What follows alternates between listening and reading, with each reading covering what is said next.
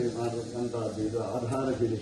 ಎಲ್ಲದಕ್ಕೂ ಸಮಸ್ತ ಗರ್ಭಗುಡಿ ದೇವರು ಎಲ್ಲ ನಮ್ಮ ಮುಂದೆ ಆಗಿರತಕ್ಕಂತಹ ಪ್ರತಿಯೊಂದಕ್ಕೂ ಕೂಡ ಆಧಾರಭೂತವಾಗಿರತಕ್ಕಂತಹ ಒಂದು ಆಧಾರ ಶಿಲೆ ಅಂದರೆ ಇದು ನಮಗೆ ಮಾಡಲಿಕ್ಕೆ ಸಿಕ್ಕಿದೆ ಅಂತ ಹೇಳಿದರೆ ಅದನ್ನು ನಾವು ಎಷ್ಟು ಶ್ರಮಿಸಿದರೂ ಯಾಕೆಂದು ಹೇಳಿದರೆ ಯಾವುದಾದರೂ ಮಹಾಪೂಜೆ ರಾಶಿಪೂಜೆ ಎಂದರೂ ಕೂಡ ನಾವು ಪ್ರತಿಷ್ಠಾಪನೆ ಮೇಲೆ ಮಾಡಿಸಬಹುದು. ಆದರೆ ಆಧಾರ ಶಿವರ ಸ್ಥಾಪನೆ ಮತ್ತೆ ಮಾಡಲಿಕ್ಕಿಲ್ಲ. ಅಲ್ಲ, ಇನ್ನು ಒಂದು 500 ವರ್ಷದ ನಂತರ ಮತ್ತೆ ಆ ಸ್ಥಿತಿ ಬದಲಾದಾಗ ಆ ಕಾಲ ಪಚತಿಭೂತಾನೆ ಅಂತ ಎಲ್ಲ ಕಾಲಗರ್ಭದಲ್ಲಿ ಎಲ್ಲದಲ್ಲಿಯೂ ಕೂಡ ಎಂತೆಂತೂ ಆಗ್ತಾ ಇರ್ತದೆ. ಅದು ಹೇಳಲಿಕ್ಕಿಲ್ಲ.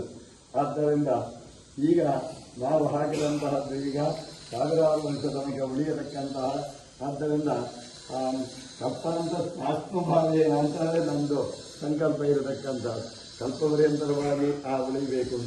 ಆ ರೀತಿಯಲ್ಲಿ ನಾವು ಈಗ ಆ ಶಿಲೆಯನ್ನು ಈಗ ಸ್ಥಾಪನೆ ಮಾಡಲಿಕ್ಕೆ ನಾವು ಉದ್ಯುಕ್ತರಾಗಿದ್ದೇವೆ.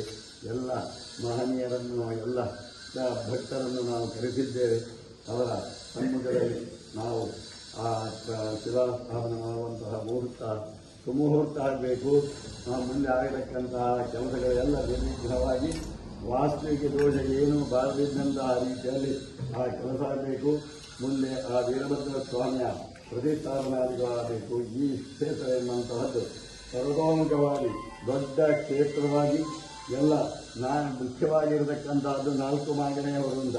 ಆದ್ದರಿಂದ ಅಷ್ಟು ಮಾತ್ರ ಅಲ್ಲ, ಅದನ್ನು ಮೀರಿ ಎಲ್ಲ ವಿಸ್ತೃತವಾಗಿರತಕ್ಕಂತಹ ಭಕ್ತಾದಿಗಳನ್ನು ಅನುಗ್ರಹಿಸಿ ಅವರಿಂದ ಬೇಕಾದಂತಹ ಅವರ ಇಷ್ಟಾರ್ಥವನ್ನು ನೆರವೇರಿಸಿ ನಾವು